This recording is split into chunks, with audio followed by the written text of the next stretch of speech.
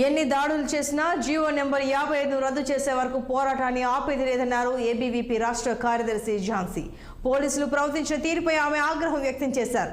Lady constable తనను జుట్టుపట్టి లాగిన video బయటికి రాకుంటే తనపైనే కేసులు పెట్టి ఇబ్బందులు పెట్టేవారని ఝాన్సీ ఆవేదన వ్యక్తం చేశారు. పేద విద్యార్థుల కోసం ఏర్పాటు చేసిన వ్యవసాయ యూనివర్సిటీ భూమిని హైకోర్టుకి ఇచ్చే నిర్ణయాన్ని ప్రభుత్వం వెనక్కి తీసుకోవాలని ఆమె డిమాండ్ చేశారు. నిన్న జరిగిన ఆందోళనలో లేడీ కానిస్టేబుల్ జుట్టుపట్టి లాగడంతో తీవ్రంగా గాయపడిన ఝాన్సీ హైదరాబాద్లోని ఓజోన్ హాస్పిటల్లో చికిత్స పొందుతున్నారు.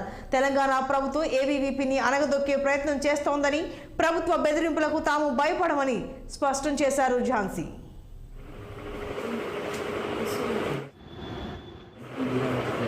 నమస్తే, నా పేరు ఝాన్సీ, ఏబీవీపీ రాష్ట్ర కార్యదర్శి.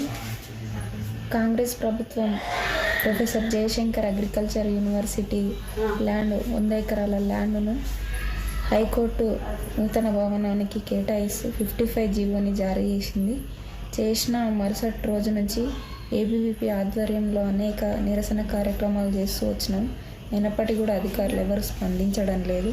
ప్రిన్సిపల్ సెక్రటరీ గారిని కూడా కలిసి రిప్రజెంటేషన్ ఇవ్వడం జరిగింది. అనేక కార్యక్రమాల కారణంగా అక్కడ విద్యార్థులు కూడా గత 15 రోజులుగా అక్కడ నిరసన కార్యక్రమం చేస్తున్నారు. మేము సీఎం గవర్నర్ కలవడానికి ప్లానింగ్లో ఉన్నాం. అదే తరుణంలో మన విద్యార్థులను బెదిరించి నిరసన కార్యక్రమంలో పాల్గొనకుండా చేస్తున్నారని తెలిసింది మాకు. మేము అక్కడికి వెళ్ళి వాళ్ళకి మద్దతుగా ఒక నిరసన కార్యక్రమం తీసుకున్నాము.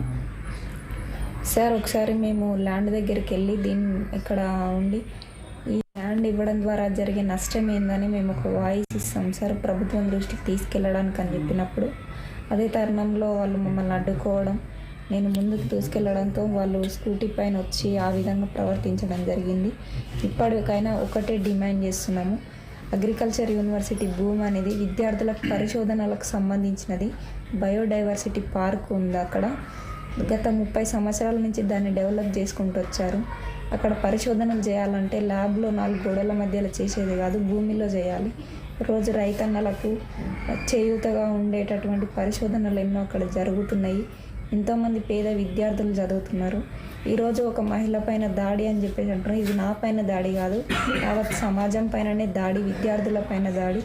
యూనివర్సిటీ యొక్క ఉద్యమాన్ని అడ్డుకోవడం కోసమే ఈ విధంగా వాళ్ళు ఉద్యమాన్ని హైదరాబాద్లోని కిమ్స్ సన్షైన్